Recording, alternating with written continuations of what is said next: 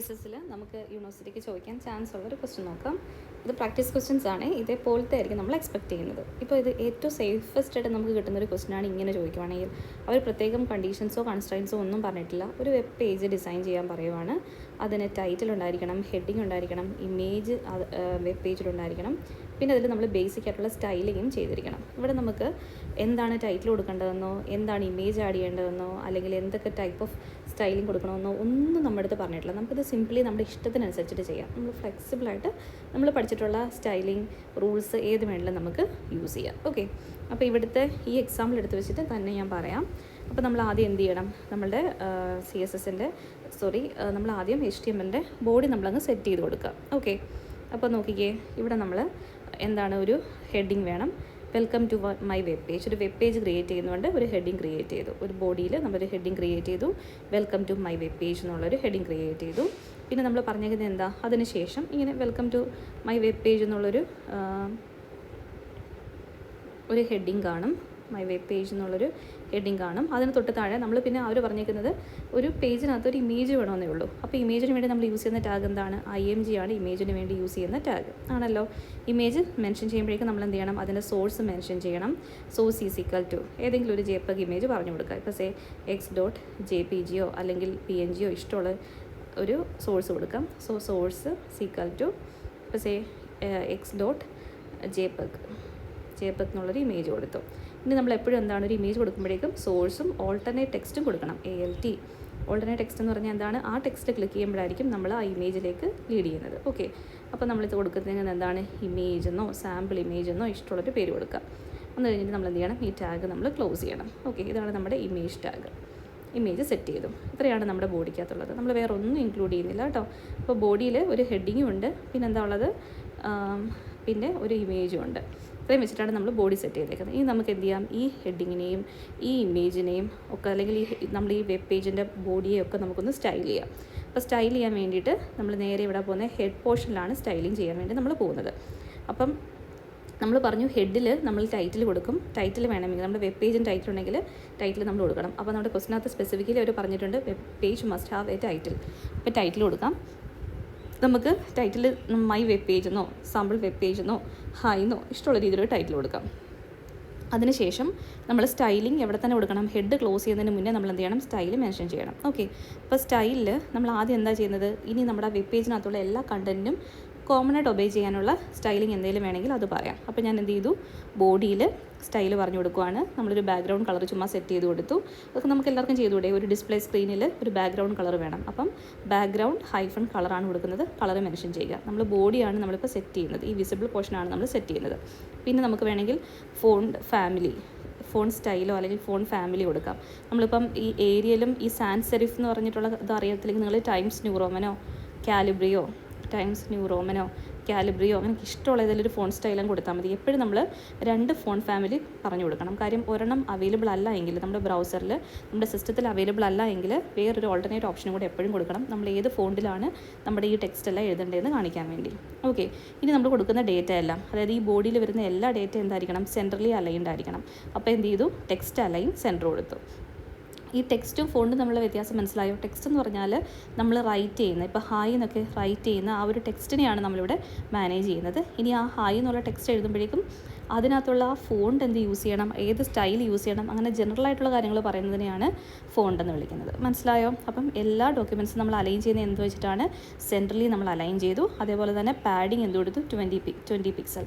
Padding എന്ന് പറഞ്ഞാൽ എന്താ, നമ്മൾ വരുന്ന നമ്മുടെ ഈ ഡോക്യുമെൻറ്റിനകത്തുള്ള ബോഡിയിലുള്ള എല്ലാ ടെക്സ്റ്റുകളുടെയും സ്പേസിങ് അല്ലെങ്കിൽ എല്ലാ ടെക്സ്റ്റും, ഒരു ടെക്സ്റ്റ് വന്നിട്ടുണ്ടെങ്കിൽ അതിനെ സറൗണ്ട് ചെയ്ത് ഒരു 20 പിക്സൽ ഫ്രീ ആയിരിക്കണം. അതായത് അതിൻ്റെ ഒരു ഫ്രീ സ്പേസ്, ഒരു 20 പിക്സലിൻ്റെ ഫ്രീ സ്പേസ് ഇൻ ബിറ്റ്വീൻ അവിടെ ഉണ്ടായിരിക്കണം. അല്ലെങ്കിൽ നമ്മുടെ വെബ് പേജ് കുറച്ച് ക്ലംസി ആയിപ്പോവും. അപ്പോൾ അത് മാറ്റാൻ വേണ്ടിയിട്ടാണ് പാഡിങ് 20 പിക്സൽ സെറ്റ് ചെയ്തേക്കുന്നത്. മനസ്സിലാവുന്നുണ്ടോ? അപ്പോൾ ഇതേപോലെ ഇങ്ങനെ തന്നെ എഴുതണമെന്നൊന്നുമില്ല. ഇവിടെ വേണമെങ്കിൽ നമുക്ക് എന്താ കൊടുക്കാം, ഫസ്റ്റിലത്തെ വേണമെങ്കിൽ നമ്മുടെ ഹെഡിങ്ങിന് തൊട്ട് ഉള്ളിൽ നമുക്ക് വേണ്ടി ഒരു ബോർഡറിനകത്ത് നമുക്ക് വേണമെങ്കിൽ സെറ്റ് ചെയ്ത് കൊടുക്കാം, അല്ലേ? വേണമെങ്കിൽ ഒരു ടേബിളാക്കി കൊടുക്കാം, ഇഷ്ടമുള്ള രീതിയിൽ എന്ത് വേണമെങ്കിലും കൊടുക്കാം.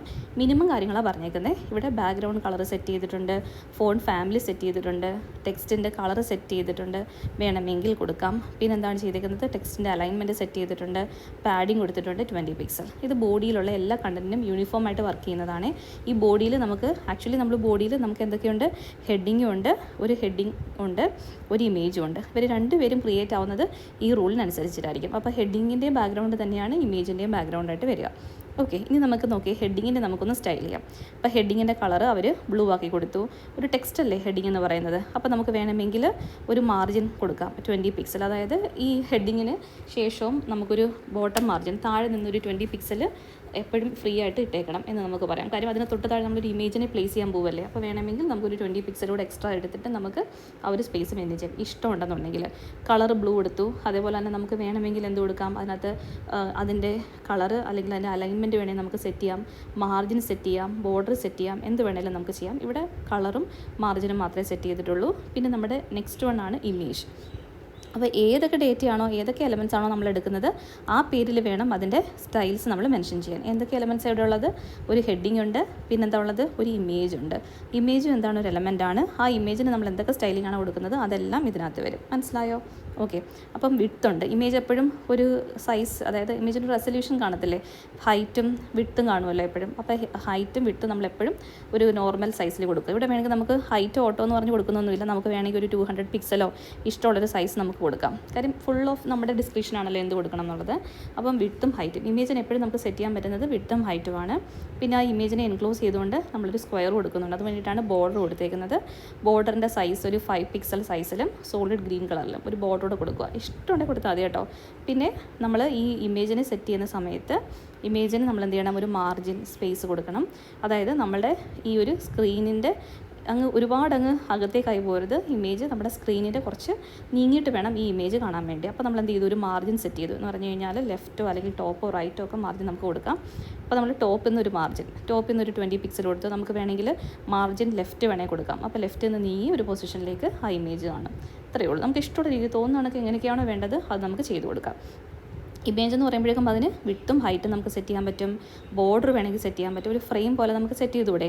അതേപോലെ തന്നെ പിന്നെന്താ ചെയ്യാൻ പറ്റുന്നത്, മാർജിൻ നമുക്ക് സെറ്റ് ചെയ്യാൻ പറ്റും. മാർജിൻ ടോപ്പിൽ നിന്ന് 20 പിക്സൽ വെച്ചിട്ടാണ് മാർജിൻ സെറ്റ് ചെയ്യേണ്ടത്. ഇങ്ങനെ ഇഷ്ടമുള്ള രീതിയിൽ നമുക്ക് എന്ത് സ്റ്റൈലിംഗ് വേണമെങ്കിലും അപ്ലൈ ചെയ്യാം. സ്റ്റൈലിംഗ് കഴിഞ്ഞ ഉടനെ നമ്മൾ എന്ത് ചെയ്യണം, സ്റ്റൈൽ ക്ലോസ് ചെയ്യാം. അപ്പോൾ ഇതാണ് ഒരു സെനാരിയോ. ഇനി രണ്ടാമത്തെ പ്രാക്ടീസ് ക്വസ്റ്റ്യൻ നോക്കാം. ഇവിടെ design A web page using HTML and CSS for an online dress shopping website including. അവിടെ നമുക്ക് എന്ത് വേണം, ടൈറ്റിൽ വേണം. ടൈറ്റിൽ ഇവിടെ എഴുതുന്നത് ഹെഡിനകത്താണ് ടൈറ്റിൽ എഴുതുന്നത്. ഹെഡിങ് വേണം and A paragraph which describes about the web page and list of items and basic style. അപ്പോൾ ഇതിൽ നിന്ന് നമുക്ക് എന്തൊക്കെ കാര്യങ്ങൾ മനസ്സിലായി, നമ്മുടെ വെബ് പേജിന് ഒരു ടൈറ്റിൽ ഉണ്ടായിരിക്കണം, പിന്നെ കണ്ടൻറ്റ് ബോഡിക്കകത്ത് എന്തുണ്ടായിരിക്കണം, ഒരു ഹെഡിങ് ഉണ്ടായിരിക്കണം, അതേപോലെ തന്നെ അതിനകത്ത് പാരഗ്രാഫ്സ് ഉണ്ടായിരിക്കണം, അത് നമ്മുടെ ഈ ഒരു സൈറ്റിനെ പറ്റി നമ്മൾ ഡിസ്ക്രൈബ് ചെയ്യുന്ന വേർഡ്സ് ആയിരിക്കണം. ദെൻ വെബ് പേജിൽ നമ്മൾ ഈ ഒരു ഓൺലൈൻ സൈറ്റിൽ നമ്മൾ കൊടുക്കാൻ പോകുന്ന ഐറ്റത്തിനെ നമ്മൾ എന്ത് ചെയ്യണം, ലിസ്റ്റ് ചെയ്യണം. ലിസ്റ്റ് ചെയ്യണം.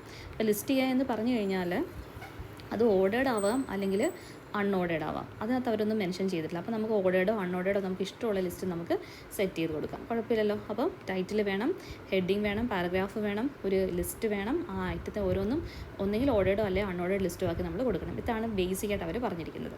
അപ്പോൾ ഒരു എക്സാമ്പിളായിട്ട് ഇവിടെ അവർ ചെയ്തിരിക്കുന്ന ഒരു സൈറ്റിൻ്റെ, ഒരു ഓൺലൈൻ വെബ്സൈറ്റിൻ്റെ എന്താ പറഞ്ഞിരിക്കുന്നത്, ഒരു വെബ്സൈറ്റ് അവർ ക്രിയേറ്റ് ചെയ്തേക്കുവാണ്. അപ്പോൾ ഈ വെബ്സൈറ്റിനകത്ത് അവരൊരു ഹെഡിങ് കൊടുത്തിട്ടുണ്ട്. എന്താണ്, ഡ്രീം ഡ്രസ്സസ് എന്നാണ് അവർ ഹെഡിങ് കൊടുത്തിരിക്കുന്നത്. പിന്നെ ഒരു പാരഗ്രാഫ് ഉണ്ടെന്ന് പറഞ്ഞു. അതിൽ അവരുടെ സൈറ്റിനെ പറ്റിയിട്ട് അവർ ഡിസ്ക്രൈബ് ചെയ്തിരിക്കുക. ഇനി നമ്മളതിൻ്റെ ആ ഒരു സൈറ്റിൽ അവർ പ്രൊവൈഡ് ചെയ്യുന്ന ഐറ്റംസ് എന്തൊക്കെയാണെന്നുള്ളത് അവർ കളക്ഷൻസ് എന്നുള്ള രീതിയിൽ ഒരു ഹെഡിങ് കൊടുത്തിട്ട് ചെയ്യുന്നുണ്ട്. അപ്പോൾ അതിൽ ഇതാണ് നമ്മുടെ എന്തെന്ന് പറയുന്നത്, അൺഓർഡേർഡ് ലിസ്റ്റ് അവർ യൂസ് ചെയ്തേക്കുന്നത്. നമുക്ക് വേണമെങ്കിൽ ഓർഡേർഡ് ലിസ്റ്റ് വേണമെങ്കിൽ കൊടുക്കാം, അൺഓർഡേർഡ് ലിസ്റ്റാണ്, കുഴപ്പമില്ലല്ലോ.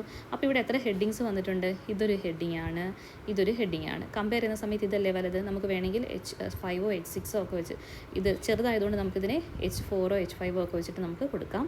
ഇതെന്ന് പറഞ്ഞു കഴിഞ്ഞാൽ കുറച്ചുകൂടെ വലുതായതുകൊണ്ട് കമ്പാരിറ്റീവ്ലി നമ്മളിതിനെ H1 H2 ഒക്കെ വെച്ച് നമുക്കിതിനെ സെറ്റ് ചെയ്യാം. ഓക്കെ, അപ്പോൾ നമുക്ക് സെറ്റ് ചെയ്യാം. ഏറ്റവും ആദ്യം നിങ്ങളങ്ങ് ബോഡി സെറ്റ് ചെയ്ത് കൊടുക്കണം. അപ്പോൾ ബോഡിയിൽ നമുക്ക് എന്ത് കാണും? ഒരു ഹെഡിങ് കാണും, ഒരു പാരഗ്രാഫ് കാണും, നെക്സ്റ്റ് ഒരു ഹെഡിങ് കാണും, പിന്നെ എന്ത് കാണും? ഒരു ലിസ്റ്റ് കാണും. അൺഓർഡേഡ് ലിസ്റ്റാണ്. അതിനകത്തുള്ള ഓരോ എലമെൻസും എന്തൊക്കെയാണെന്നുള്ളത് നമ്മൾ എഴുതി വെച്ചിട്ടുണ്ടായിരിക്കും. അപ്പോൾ നമുക്ക് ബോഡി ഒന്ന് ചെക്ക് ചെയ്ത് നോക്കാം. സോ ബോഡി ചെക്ക് ചെയ്യുന്ന സമയത്ത് നമുക്കൊരു ഹെഡിങ് ഉണ്ട്. ഡ്രീം ഡ്രസ്സസ് എന്നാണ് ഹെഡിങ്. ആ ഹെഡിങ് അങ്ങനെ തന്നെയുണ്ട്. അത് H1 അവർ സെറ്റ് ചെയ്തേക്കുന്നത്. സോ H1 ഒരു ഡ്രീം ഡ്രസ്സസ് എന്നുള്ളൊരു ഹെഡിങ്, അതിനുശേഷം ഒരു പാരഗ്രാഫ് കൊടുത്തിട്ടുണ്ട്. ആ പാരഗ്രാഫിനെ നമ്മൾ എന്ത് ചെയ്തു? Pക്കകത്ത് കൊടുത്തു. അപ്പോൾ പാരഗ്രാഫ് കംപ്ലീറ്റ് ചെയ്തു. അത് കഴിഞ്ഞിട്ട് നെക്സ്റ്റ് അവർ കളക്ഷൻസ് എന്നുള്ള സെക്കൻഡ് ഹെഡിങ് കണ്ടോ? അവർ കളക്ഷൻസ്, അതിൻ്റെ സൈസ് അവർ കുറച്ചിട്ടുണ്ട്. ഇപ്പോൾ H2 കൊടുത്തേക്കുന്നത്, നമുക്കൊരു H3 H4 ഇഷ്ടമുള്ള രീതിയിൽ കൊടുക്കാം. അപ്പോൾ 2 ഹെഡിങ്സും അവർ കൊടുത്തു കഴിഞ്ഞു. ഇനി നമുക്ക് എന്താ വേണ്ടത്? ഒരു അൺഓർഡേഡ് ലിസ്റ്റാണ് വേണ്ടത്. അൺഓർഡേഡ് ലിസ്റ്റ് ക്രിയേറ്റ് ചെയ്യാൻ വേണ്ടി നമ്മൾ യൂസ് ചെയ്യുന്ന ടാഗ് എന്താണ്? UL. അതൊരു പെയ്ഡ് ടാഗാണ്. അതുകൊണ്ട് നമ്മൾ എന്ത് ചെയ്തു? UL ക്ലോസിങ്ങും ഉണ്ട്. ഇതിനകത്തുള്ള ഓരോ ഐറ്റത്തിനെയും ലിസ്റ്റ് ചെയ്യാൻ വേണ്ടി നമ്മൾ എന്ത് ചെയ്യണം? LI യൂസ് ചെയ്യണം. എന്ത് യൂസ് ചെയ്യും? LI കൊടുക്കും. LIക്കകത്ത് നമ്മൾ എന്താണോ ഐറ്റത്തിൻ്റെ പേര്, സേ ഇപ്പം എന്താ നമ്മൾ യൂസ് ചെയ്യുന്നത്? ചുരിദാറാണെങ്കിൽ ചുരിദാർ. ഓക്കെ. അപ്പോൾ അങ്ങനെ ഓരോരോ ഡ്രസ്സിനെ നമ്മളതിനകത്ത് ലിസ്റ്റ് ചെയ്ത് കൊടുത്തിട്ടുണ്ട്. കണ്ടോ? ഇങ്ങനെ പല ടൈപ്പ് ഓഫ് നേച്ചറുള്ള ഡ്രസ്സുകളും നമ്മുടെ ഈ അൺഓർഡേഡ് ലിസ്റ്റിനകത്ത് വരും. ഓക്കെ. ഇനി നമ്മൾ നോക്കിക്കേ, ഇതാണ് ബേസിക് അല്ലെങ്കിൽ നമ്മുടെ സ്കെലിട്ടൺ ആയിട്ടുണ്ട്. ഇനി നമുക്ക് എന്ത് ചെയ്യണം? ഇതിനെ ഒന്ന് കളറാക്കി മാറ്റണം, ഒന്ന് കളർഫുൾ ആക്കി മാറ്റണം. അതിനുവേണ്ടി നമ്മൾ എന്ത് ചെയ്യും? നേരെ നമ്മൾ സ്റ്റൈലിങ്ങിലോട്ട് പോകും. സ്റ്റൈൽ എവിടെയാണ് കാണുന്നത്? നമ്മളുടെ ഹെഡ് പോർഷനിൽ. എവിടെയാണ് കാണുന്നത്? ഹെഡ് പോർഷനിൽ. മനസ്സിലാവുന്നുണ്ടോ? അപ്പോൾ നമ്മൾ നേരെ സ്റ്റൈലിലോട്ട് പോവുകയാണ്. അപ്പോൾ ഹെഡ് എടുത്തു. അപ്പോൾ നമ്മൾ ഹെഡ് പോർഷനിലകത്ത് ആദ്യം ഒരു ടൈറ്റിൽ വേണമെന്ന് പറഞ്ഞു. അപ്പോൾ ഡ്രീം ഡ്രസ്സസ് ഓൺലൈൻ സ്റ്റോർ എന്നുള്ള രീതിയിലാണ് അവർ ടൈറ്റിൽ കൊടുത്തേക്കുന്നത്. എന്നിട്ട് നമ്മളിനി നേരെ സ്റ്റൈലിലോട്ട് പോവുക. സ്റ്റൈലിലോട്ട് പോകുന്ന സമയത്ത് നമുക്ക് ആദ്യം ജനറൽ സ്റ്റൈലിംഗ് എന്തെങ്കിലും ഉണ്ടെങ്കിൽ ബോഡി പോർഷനിൽ നമുക്ക് കൊടുക്കാം. ഉണ്ടോ ഇല്ലയോ നോക്കിക്കേ. ജനറൽ സ്റ്റൈലിംഗ് എന്താ ഉള്ളത്? ഇവിടെ ഒരു ബാക്ക്ഗ്രൗണ്ട് കളറിന് ഒരു ചേഞ്ച് ഉണ്ട്. പിന്നെ അതേപോലെ തന്നെ എല്ലാ എലമെൻസിൻ്റെ ഇടയ്ക്ക് ഒരു സ്പേസിങ് കൊടുത്തിട്ടുണ്ട്. നമ്മുടെ ഈ ലിസ്റ്റ് എന്താ ചെയ്തേക്കുന്നത്? എല്ലാ എലമെൻസും ഇതൊക്കെ സെൻട്രലി പ്ലേസ്ഡ് ആണ് അല്ലേ? കുറച്ചുകൂടെ അലൈൻഡ് ആണ്. പിന്നെ ഇതിനെല്ലാം നമുക്കിപ്പോൾ ഒന്ന് സ്ട്രക്ചർ ചെയ്യേണ്ടിയിരിക്കുന്നു. അപ്പോൾ നമുക്ക് നേരെ അങ്ങോട്ട് പോയിട്ട് സ്റ്റൈലിലോട്ട് നമുക്ക് വർക്കൗട്ട് ചെയ്യാം. അപ്പോൾ സ്റ്റൈൽ ആദ്യം ബോഡി. നമ്മൾ ഏത് ഫോണ്ടിലാണ് നമ്മൾ ഈ ഒരു വെബ് പേജ് ക്രിയേറ്റ് ചെയ്യുമ്പം ഏത് ഫോണ്ട് സ്റ്റൈൽ യൂസ് ചെയ്യണമെന്ന് പറയാം. അതായത് ഫോണ്ട് ഫാമിലി. അപ്പോൾ നമുക്ക് ഏരിയൽ കൊടുത്തു. സാധാരണ നമ്മൾ ഒന്ന് മാത്രമല്ല, ഏരിയലും പിന്നെ വേണമെങ്കിൽ നമുക്ക് ടൈംസ് ന്യൂ റോമനും ഒരുമിച്ച് കൊടുക്കാം. Times new Roman. എപ്പോഴും ഒരു ബാക്കപ്പ് ന്യൂ റോമൻ. ബാക്കപ്പ് എപ്പോഴും നമ്മൾ കൊടുത്തേ പറ്റും. അപ്പോൾ ഇത് രണ്ടുമാണ് ഫോൺ ഫാമിലി ആയിട്ട് നമ്മൾ സെറ്റ് ചെയ്യാൻ പോകുന്നത്. പിന്നെ ബാക്ക്ഗ്രൗണ്ട് കളർ റെഡ്. അത് നമുക്ക് ഓൾറെഡി അറിയാമല്ലോ. ബാക്ക്ഗ്രൗണ്ട് കളറാണ് റെഡ് കൊടുക്കേണ്ടത്. പിന്നെ ഓരോ ടെക്സ്റ്റിൻ്റെയും ടെക്സ്റ്റിൻ്റെ കളറാണ് ബ്ലാക്ക് കൊടുത്തിരിക്കുന്നത്. എല്ലാ ടെക്സ്റ്റും അലൈൻ ചെയ്തിരിക്കുന്നത് ഇവിടെയാണ്, സെൻട്രലാണ്. അപ്പോൾ ടെക്സ്റ്റ് അലൈൻ ചെയ്തിരിക്കുന്നത്, ടെക്സ്റ്റിൻ്റെ കളർ ബ്ലാക്ക് ആണ്. ടെക്സ്റ്റ് അലൈൻമെൻറ്റ് എന്താണ്? ടെക്സ്റ്റ് അലൈൻ ചെയ്തേക്കുന്നത് എവിടെയാണ്? സെൻട്രലാണ്. ടെക്സ്റ്റ് അലൈൻ ചെയ്തേക്കുന്നത് എവിടെയാണ്? സെൻട്രലാണ്. അതാണ് ജനറലി നമ്മൾ ഫോളോ ചെയ്യുന്ന റൂൾസ് എന്ന് പറയുന്നത്. അത്രയും നമ്മൾ കൊടുത്തു. അപ്പോൾ ബോഡി സെറ്റായി. ഇനി നമുക്ക് എന്ത് ചെയ്യാം? ഓരോ ഐറ്റംസും, അതായത് നമ്മുടെ ഇവിടെ എത്ര ഹെഡിങ്സ് ഉണ്ട്?